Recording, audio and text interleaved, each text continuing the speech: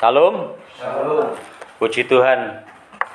Pagi hari ini kita mau kembali merenungkan kebenaran firman Tuhan yang sesuai dengan janji kita.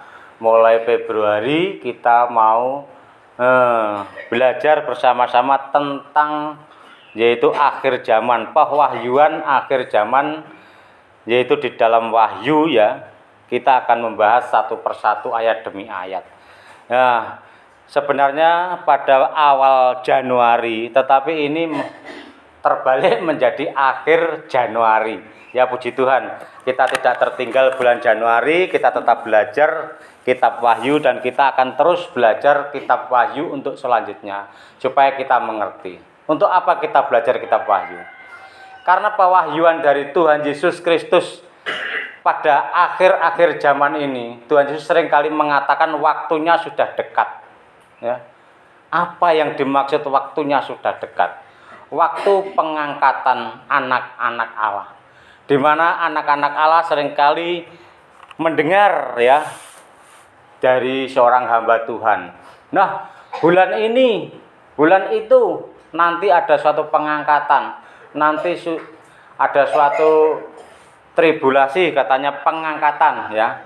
Padahal Tuhan sendiri tidak pernah mengatakan pengangkatan hari dan waktunya. Seakan-akan dia itu lebih tinggi derajatnya daripada Tuhan Yesus Kristus sendiri yang tahu tentang hari pengangkatan itu ya. Padahal firman Tuhan mengatakan yang tahu hanya Bapa saja di sorga. Nah, kitab Wahyu ini ya menubuatkan tentang kejadian-kejadian setelah ya Yesus lahir di dalam dunia. Ya, Yesus mati untuk menghapuskan segala dosa kita. Dan Yesus menjadi hakim segala umat manusia, ya. Di mana Yesus menjadi hakim pada waktu hari nanti setelah pengangkatan.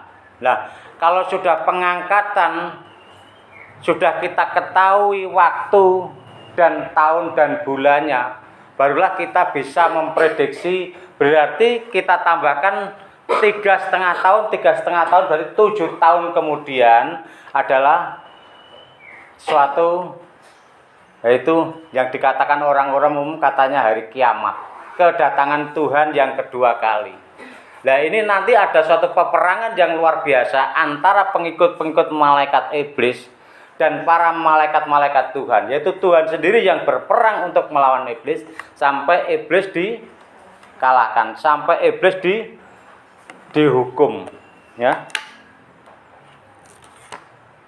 Potong.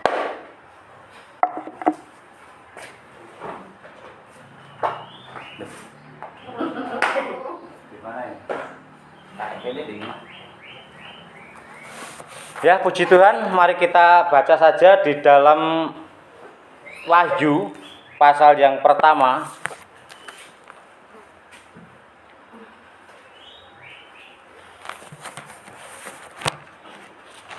Wahyu yang pertama, kemarin kami sudah ngasih kabar kepada Mas Andreas, kira-kira sudah membaca belum ya? Nah, saya aja 1 minggu ini sudah baca 2,5 kali. Karena apa? Sudah habis Wahyu pertama sampai terakhir, sampai saya baleni lagi yang terakhir ini masih dapat setengah, yaitu dari pasal 1 sampai pasal 14. Berarti 2,5. Seharusnya saya harus belajar bolak-balik membaca kitab Wahyu supaya kita semakin mengerti. Makanya kemarin saya ngomong, Mas tolong besok baca kitab Wahyu dulu ya, supaya besok diterangkan lebih gamblang kan, seperti itu. Nah, kalau kita membaca kitab Wahyu ini, sebenarnya Wahyu ini adalah wahyu dari Allah Bapa yang ada di surga. Wahyu itu adalah Yesus Kristus atau Injil sendiri. Ya, mari kita akan baca bersama-sama.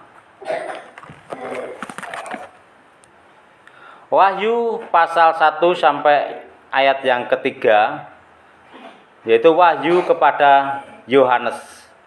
Inilah wahyu Yesus Kristus yang dikaruniakan Allah kepadanya, supaya ditunjukkannya kepada hamba-hambanya apa yang harus segera terjadi, dan oleh malaikatnya yang diutusnya, ia telah menyatakannya kepada hambanya Yohanes.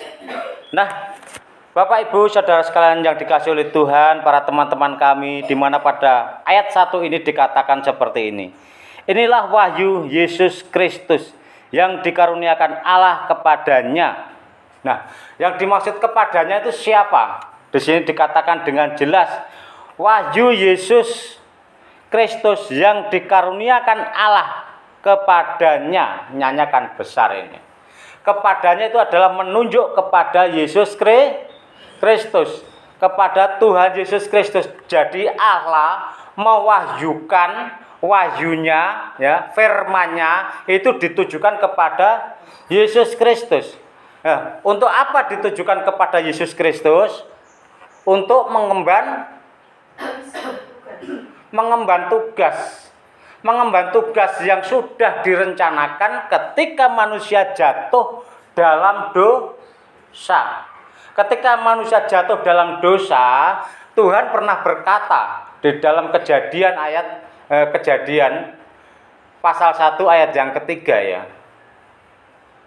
Ketika Adam jatuh dalam dosa, di situ Allah sudah bernubuat, yaitu menyembelih domba yang tidak berdosa untuk menjadi korban tebusan bagi manusia yang berdosa, supaya manusia ini bisa sempurna seperti Bapa yang ada di surga. Itu maksudnya wahyu yang diberikan oleh Tuhan Yesus Kristus. Nah, bagian B, supaya ditunjukkannya kepada hamba-hambanya apa yang harus segera terjadi. Ditunjukkan kepada hamba-hambanya. Kira-kira hamba-hambanya Tuhan itu siapa? Kalau kita melihat saat hari ini, hamba-hambanya Tuhan itu ya jenengan kula sedaya niki, giniku hambanya Tuhan yang dimaksud di sini. Ditunjukkan kepada hamba-hambanya atau kepada umat-umat Allah. Ditunjukkan jenengan kula kilo wahyuku, ya, yang menubuatkan sejak Adam jatuh dalam dosa sampai digenapi dalam kelahiran Yesus Kristus sampai kematiannya, membela orang berdosa. Itu ditunjukkan kepada hamba-hambanya 2000 tahun yang lalu. Lah, itu masih berlaku sampai sekarang. Hamba-hamba Tuhan, anak-anak Tuhan semua ditunjukkan. Ini loh belas kasihanku kepadamu. Ya. Begitu besar kasihku. Kalau mungkin ya hamba-hambanya yang sudah mendengarkan firman Tuhan ditunjukkan sedemikian rupa kasihnya Tuhan, apakah dia tidak mengikuti jejak daripada, ya, Yesus Kristus yang memberikan contoh yang sangat mulia, pengorbanan yang begitu dahsyat, ya, yang dilakukan oleh Tuhan.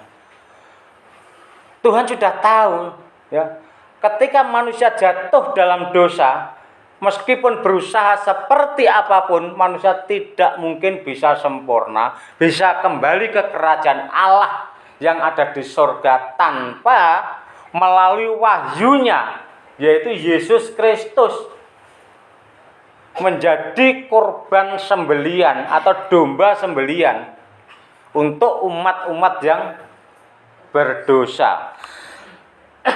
Ya, itu bagian B. Bagian C,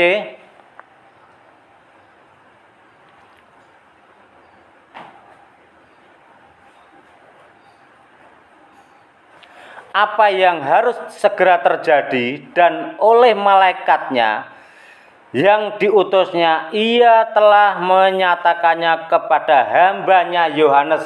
Nah, ini baru hambanya Yohanes. Nah, hambanya Yohanes ini pada waktu itu dia, kalau dikatakan orang Jawa itu bertapa, ya. Mungkin di sana merenungkan kebenaran firman Tuhan di Pulau Patmos. Jadi malaikat Tuhan disuruh menyampaikan kebenaran firman Tuhan pada akhir zaman. Di sini dengan jelas dikatakan oleh malaikatnya yang diutusnya, ia telah menyatakannya kepada hambanya Yohanes. Nah, ini malaikat Tuhan. Malaikat Tuhan disuruh berbicara kepada Yohanes untuk dicatat. Nah, kalau kita saat-saat ini seringkali mendengar, kalau kitab yang dikatakan orang-orang diciptakan ini adalah kitab kering, ya katanya seperti itu. Tetapi kitab yang dibawa mereka itu orang-orang ya di luar sana mengatakan kitab basah, kitab hidup. Nah, seringkali saya juga berkata kepada mereka, kitab hidup atau kitab basah, apakah kamu sudah dilumuri dengan kitab kering? Ya, kitab kering itu maksudnya kitab yang dicatat oleh Yohanes, yaitu kitab Injil ini. Orang-orang pasti tidak akan mengerti.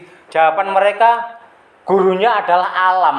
Alam itu adalah ciptaan Tuhan. Alam itu adalah di bawah kuasa Tuhan, di bawah kuasa Kristus. Kalau alam menjadi di bawah kuasa Kristus, enak mana kalau kita langsung menerima dari kitab kering, yaitu kitab yang ditulis oleh Yohanes Pembaptis ini.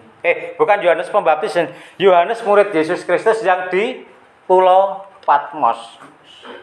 Dia langsung menerima pesan-pesan dari para malaikat yang diutusnya untuk menyampaikan kabar kebenaran kepada seluruh umat yang ada di bumi ini, termasuk orang-orang yang percaya kepada Tuhan Yesus Kristus.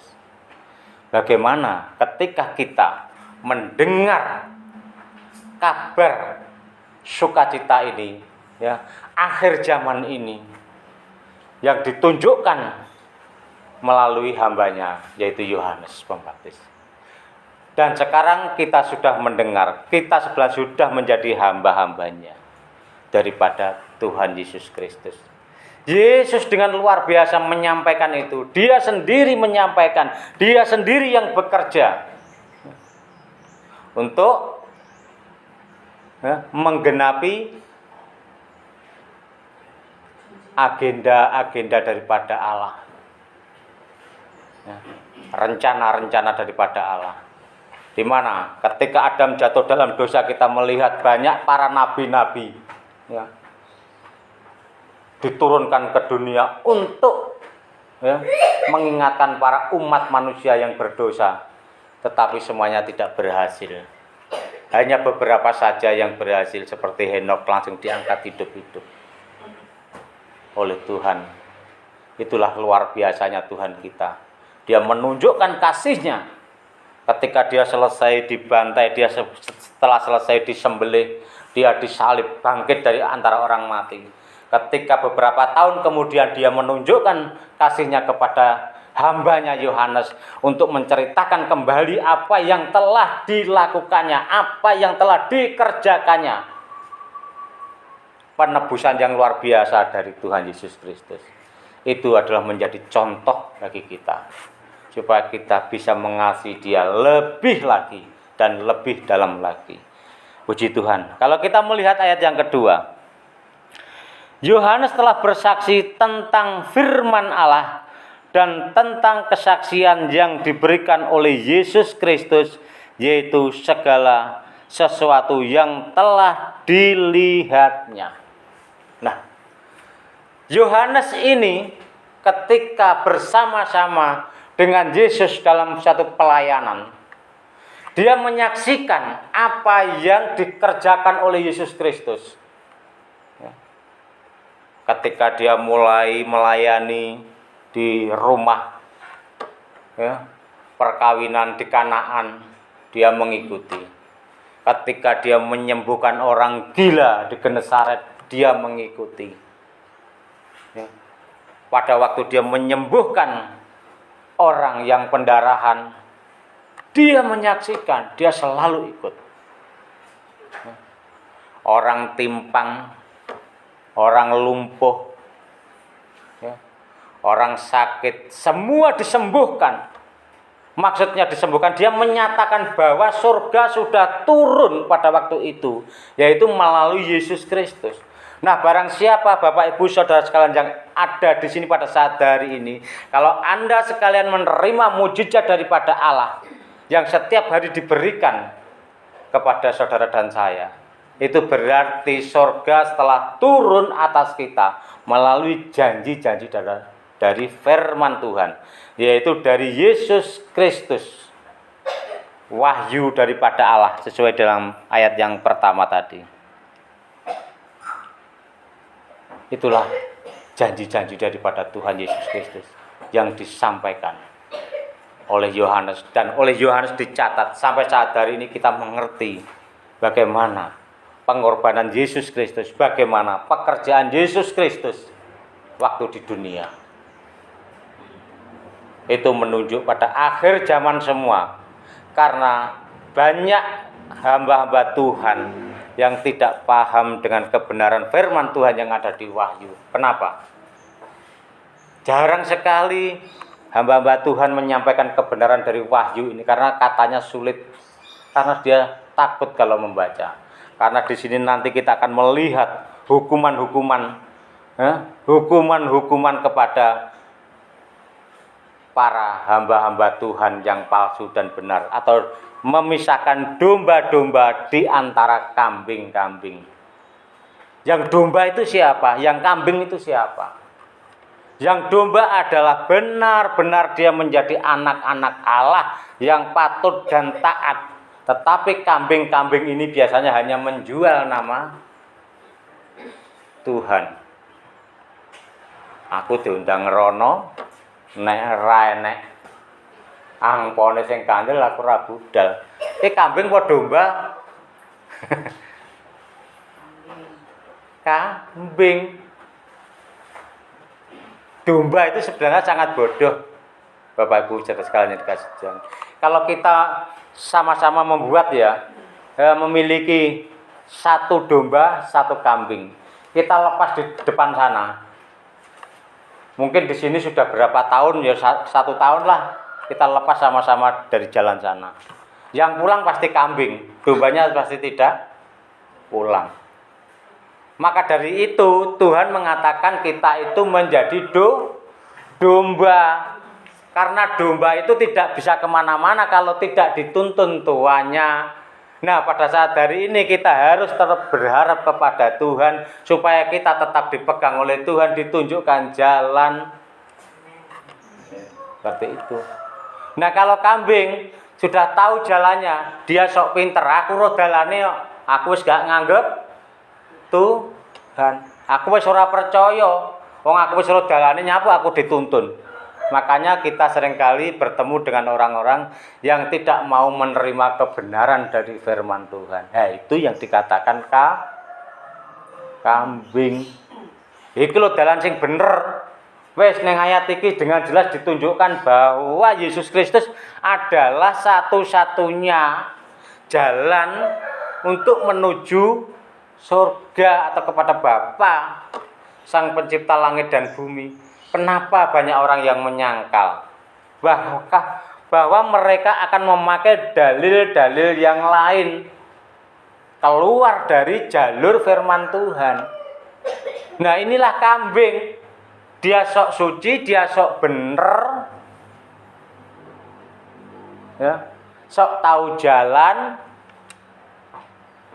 Bersyukurlah kita yang menjadi domba, karena kita tidak tahu jalan. Hanya jalan kita satu, yaitu Yesus Kristus yang telah memberikan contoh bagi kita. Puji Tuhan, itulah wahyu yang diberikan, wahyu yang turun atas nama Tuhan Yesus Kristus, yang disampaikan kepada seluruh hambanya pada waktu itu, yaitu para murid-muridnya. Semuanya disampaikan. Para orang-orang pada waktu pelayanan itu disampaikan, inilah wahyu. Itu yang disebut hamba-hamba daripada Tuhan Yesus Kristus. Dan ketika titik akhirnya yang bertekun pada saat itu, yang diberikan hikmat dan pewahyuan yang lebih dalam lagi adalah Yohanes di Pulau Patmos. Teng pundi Bu Kardi? Yohanes Baptis angsal wahyu. Di Pulau Patmos. Puji Tuhan. Haleluya. Nah, mari kita akan baca ayat yang ketiga. Ambune kok sangit iki apa iki?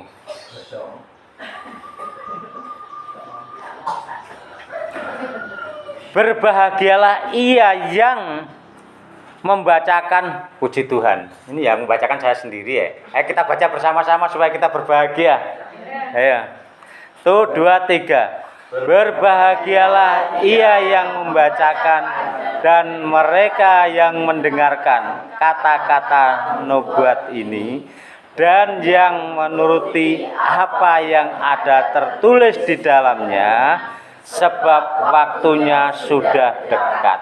Puji Tuhan. Berarti saudara dan saya adalah orang-orang yang berbahagia. Apa maksudnya di sini berbahagia?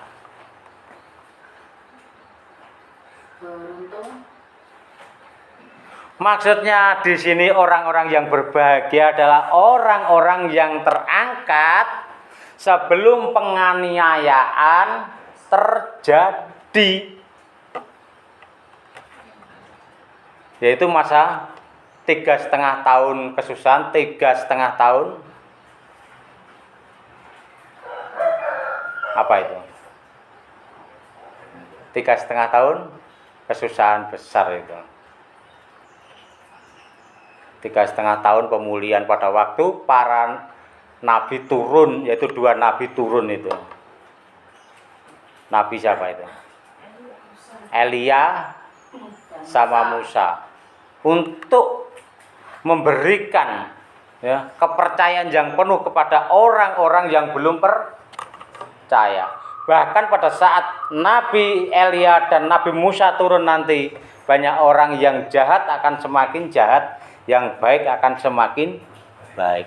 Nah, karena di sini disebutkan berbahagialah yang membacakan dan mereka yang mendengarkan. Nah, orang yang membacakan dan mendengarkan itu berarti yang mendengarkan. Ketika membaca, aku mendengar. Berarti diberi kebahagiaan.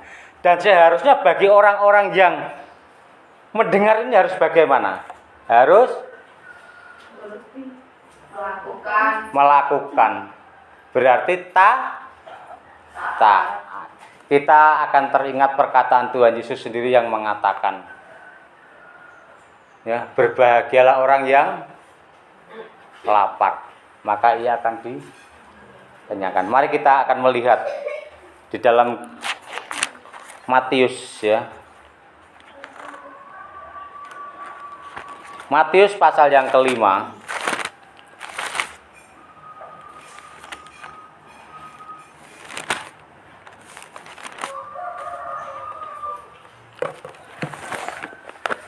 Mari kita baca bergilir mulai dari ayat yang ke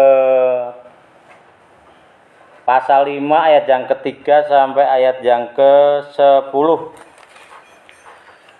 Dari Mas Andreas. Matius pasal 5 ayat yang ketiga. Berbahagialah orang yang miskin di hadapan Allah, karena merekalah yang mempunyai kerajaan surga. 4. Berbahagialah orang yang berduka cita, karena mereka akan dihibur. 5. Berbahagialah orang yang lemah lembut, karena mereka akan memiliki kehidupan. 6. Berbahagialah orang yang lapar dan haus akan kebenaran, karena mereka akan dipuaskan. 7. Berbahagialah orang yang murah hati, karena mereka akan memperoleh kemurahan. 8. 8. Berbahagialah orang yang suci hatinya, karena mereka akan melihat Allah. 9. Berbahagialah orang yang membawa damai, karena mereka akan disebut anak Allah. Anak-anak Allah. 10. 10. Berbahagialah orang yang dianiaya oleh sebab kebenaran, karena merekalah yang mempunyai kerajaan surga. Tak imbuhannya. Berbahagialah kamu jika karena aku kamu dicela dan dianiaya, dan kepadamu difitnahkan segala yang jahat. Bersukacitalah dan bergembiralah, karena upahmu besar di surga. Sebab demikianlah demikian juga telah dianiaya nabi-nabi yang sebelum kamu. Puji Tuhan, hal yang luar biasa. Nah, ini sebenarnya firman Tuhan yang dahsyat dan luar biasa ya. Ketika Yohanes ini diberikan suatu mandat oleh Tuhan mencatat suatu firman Tuhan, atau Tuhan mau turun yang kedua kalinya ya, untuk memberikan mandat yang luar biasa kepada Yohanes Pembaptis dicatat. Nah, setelah dicatat ini, Yohanes ini diperintahkan untuk pergi ke Pulau Asia pada saat itu, yaitu Asia yang ada di Timur Tengah. Pulau Asia yang ada di Timur Tengah ini kira-kira jemaat Tuhan yang mana saja? Yaitu kita akan melihat di dalam kitab Wahyu yang pertama tadi sudah dijelaskan dengan gamblang ya. Di dalam kitab Wahyu, yaitu yang pertama adalah di jemaat Efesus. Yang kedua di jemaat Smyrna. Yang ketiga adalah di Pergamus, dan yang keempat Tiatira, dan yang kepada jemaat di Sardis ya. Dari kepada jemaat di Laodikia ya. Iki ati rada anu ini. Puji Tuhan. Di dalam 7 jemaat ini adalah 7 pulau, 7 Asia yang harus disampaikan oleh Yohanes Pembaptis. Yohanes yang di Pulau Patmos ini harus menyampaikan kepada 7 negara di Asia, yaitu di Pergamus, Samaria, di Efesus, Smyrna, Pergamus, Tiatira, Sardis, Philadelphia, dan Laodikia. Nah, kenapa Yohanes diperintahkan untuk menyampaikan kebenaran kepada orang-orang ini? Orang-orang ini, hamba-hamba Tuhan ini juga disebut para malaikat nanti. Kalau kita akan membaca ayat selanjutnya itu para malaikat-malaikat. Jadi kita ini sebenarnya malaikat daripada Tuhan untuk menyampaikan kebenaran firman Tuhan. Nah, kenapa disuruh pergi ke Pergamus, ke Smyrna, Tiatira? Karena pada saat itu orang-orang di situ sudah rusak moralnya, sudah jauh meninggalkan Tuhan. Jadi Yohanes untuk diperintahkan kembali ke pulau-pulau itu untuk menyampaikan kebenaran firman Tuhan, bahwa kedatangan Tuhan sudah dekat. Ya. Kalau itu dikatakan di dalam ayat Matius tadi menunjuk kepada berbahagia, berarti kitalah yang menjadi orang-orang yang berbahagia. Karena sesuai dengan kebenaran firman Tuhan tadi ya dikatakan, berbahagialah orang yang miskin di hadapan Allah, karena merekalah yang empunya kerajaan sorga. Maksudnya miskin itu apa toh? Kalau orang miskin itu berarti harus mencari, harus meminta kepada Tuhan, meminta kebenaran, minta perlindungan dan lain sebagainya kepada Tuhan, supaya kita menjadi ahli waris kerajaan surga. Yang keempat ditekankan lagi, berbahagialah orang yang berduka cita. Berduka cita tentang apa ini? Dia berduka cita kalau dia tidak memiliki kebenaran daripada Allah. Sangat menyesal, dia harus berduka cita karena aku tidak memiliki kebenaran daripada Allah. Kita bersyukur pada saat hari ini kita sudah mengenyam kebenaran firman Allah ya. karena mereka akan dihibur. Ayat yang bagian B dikatakan dia akan dihibur. Ya. Karena setelah dia berduka cita, ya, berduka cita tidak memiliki kebenaran Allah, akhirnya dia meminta kepada Allah, maka pada saat ini kita sudah dihibur dengan janji-janji daripada Tuhan Yesus. Kita ditempatkan dalam kerajaan sorga menurut ayat yang ketiga. Dan menurut ayat yang kelima, berbahagialah orang yang lemah lembut, karena mereka akan memiliki bumi. Bumi adalah suatu tempat tinggal kita yang ada di dunia ini. Nah, kalau kita nanti menjadi orang yang lemah lembut, berarti orang yang sabar, orang yang taat, orang yang melakukan kebenaran firman Tuhan, maka kita akan memiliki bumi yang baru, yaitu Yerusalem baru. Di sini dikatakan memiliki bumi adalah bumi yang baru, yaitu Yerusalem baru yang nanti mau diangkat ke surga. Nah, kalau kita melihat ayat yang ke-6, berbahagialah orang yang lapar dan haus akan kebenaran, karena mereka akan dipuaskan. Haleluya, puji Tuhan. Puji Tuhan. Ini kita haus kebenaran. Kalau kita haus akan kebenaran, berarti kita setiap hari harus membaca firman Tuhan. Nah, membaca firman Tuhan itu jangan satu pasal, kalau bisa ya 2 pasal, kalau bisa ya 3-4 pasal satu hari, satu malam. Karena satu hari satu malam itu kita hanya butuh 1,5 jam itu paling lama. 1 jam lah kita sudah menyelesaikan 4 pasal. Waktu adalah 24 jam. Kalau kita membayar perpuluhan, kita seharusnya harus bayar 2,5 jam setiap harinya. Tapi kita ambil 1,5 jam saja sudah cukup kita baca 4 pasal. Kita sudah bayar perpuluhan untuk hari itu. Itulah hal yang luar biasa yang diberikan Tuhan. Kita harus haus, benar-benar haus kebenaran pada Tuhan. Ayat yang ke-7, berbahagialah orang yang murah hatinya, karena mereka akan memperoleh kemurahan. Murah hatinya.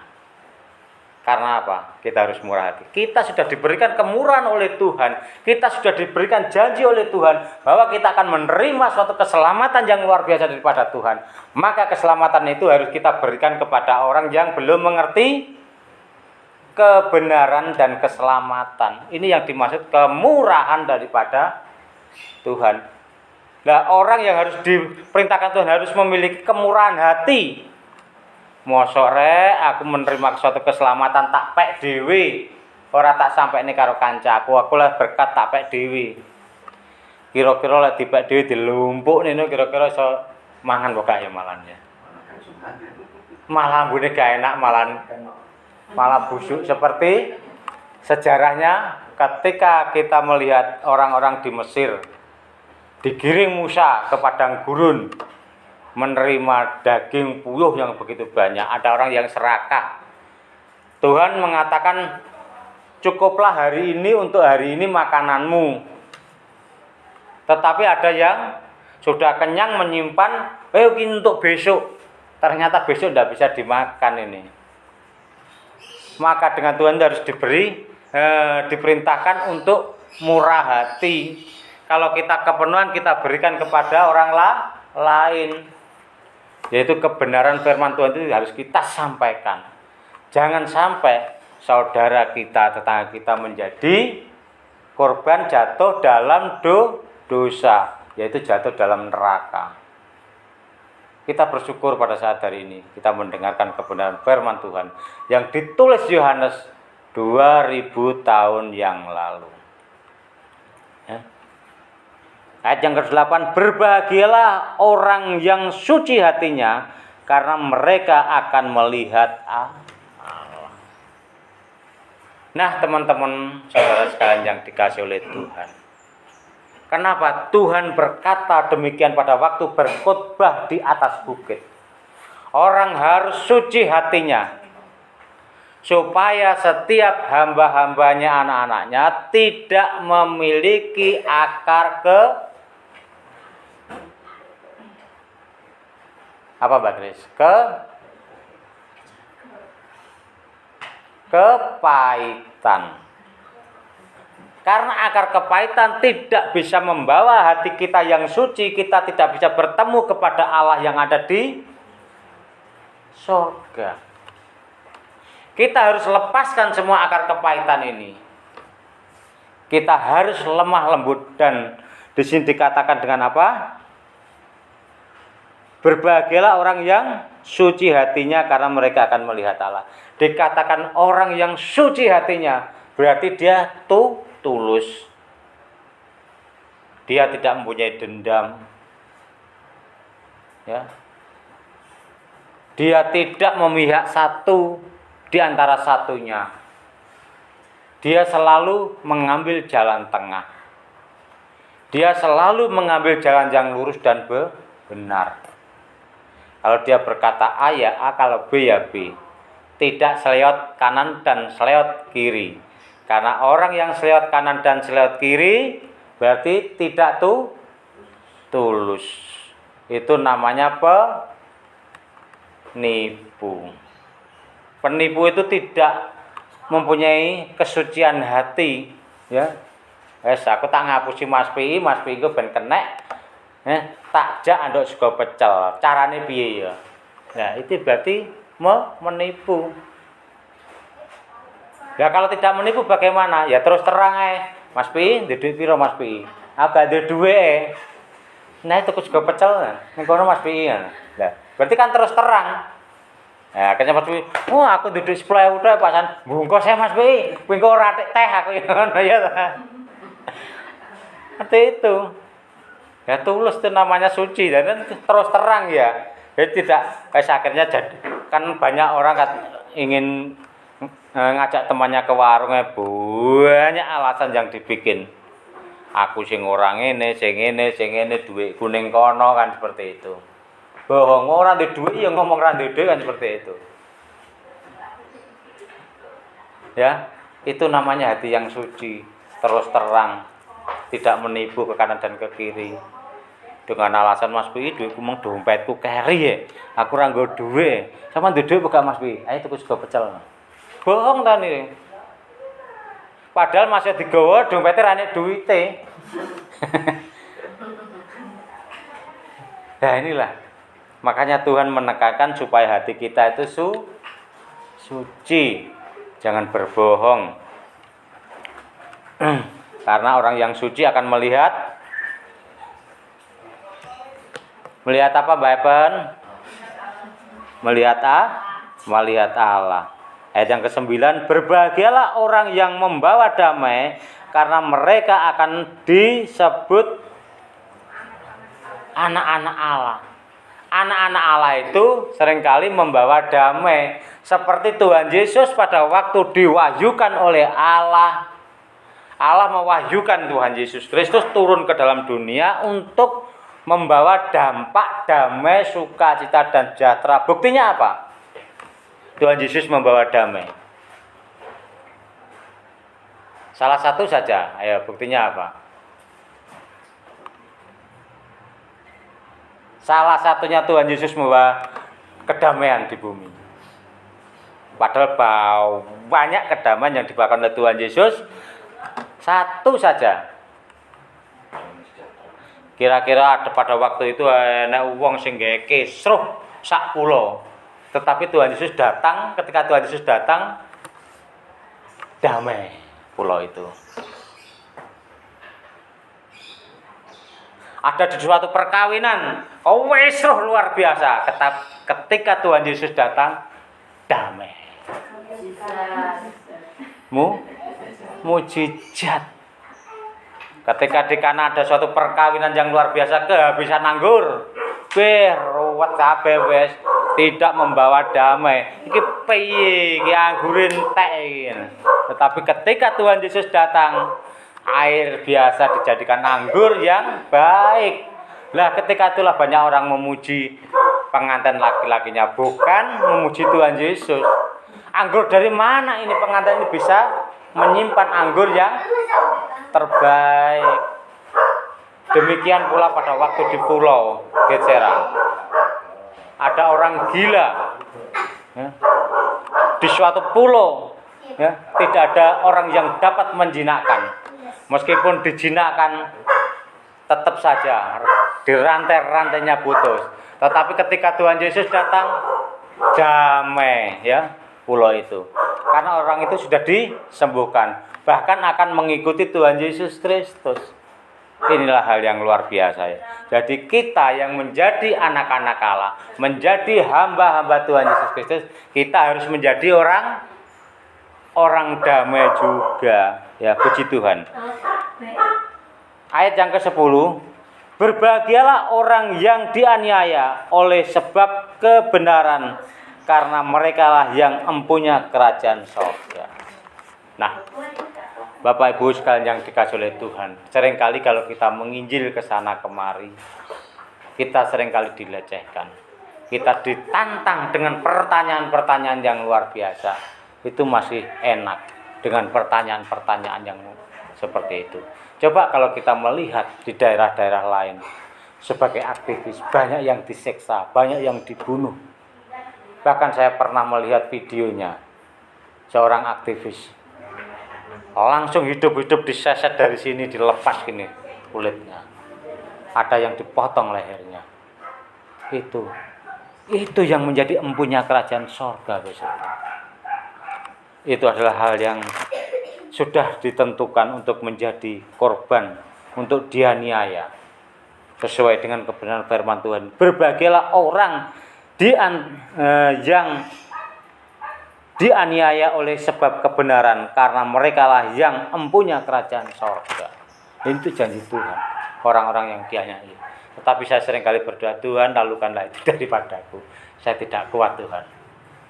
Biarlah kami Engkau sembunyikan di belakang salib-Mu Tuhan. Saya tidak mampu Tuhan mengalami itu.